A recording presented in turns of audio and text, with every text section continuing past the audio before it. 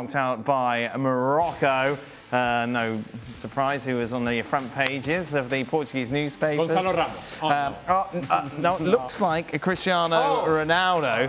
Right. Just a reminder, ESPN FC on ESPN Plus is presented by the all-new Honda CR-V Hybrid as we look at the odds of Cristiano Ronaldo.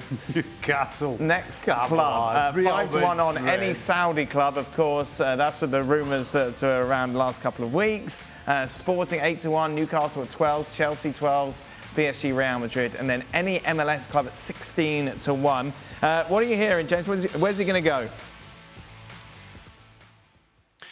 Well, look, I mean, he doesn't, as those odds show, it's a shame because let's just firstly say he is arguably, obviously, one of the greatest players of all time. And I take no pleasure in what I'm about to say, but he doesn't have many options because there is quite a significant gap now between the player that he thinks he is and the player he actually is.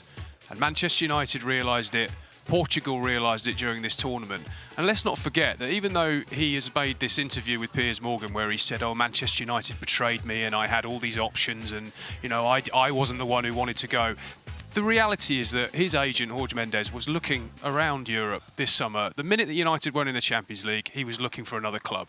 They talked to Chelsea, they talked to one or two others. Chelsea, I think Chelsea would have probably taken him, actually, if Thomas Tuchel hadn't sort of rejected the idea out of hand. Todd Boehly, my understanding was that he was very keen on the move at the time and was quite open to making the finances work, but Thomas Tuchel wasn't interested. So, make no mistake, Ronaldo's been on the market for a while and he doesn't have the level of club that he thinks he should have queuing up for his services.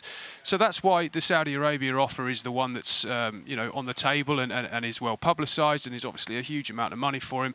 I think I'd like to see him go back to Sporting Lisbon because I think there's a romantic element to that. He'd obviously play every week there. He'd have the adulation of the fans. You know, it would be a nice sort of full circle for his career.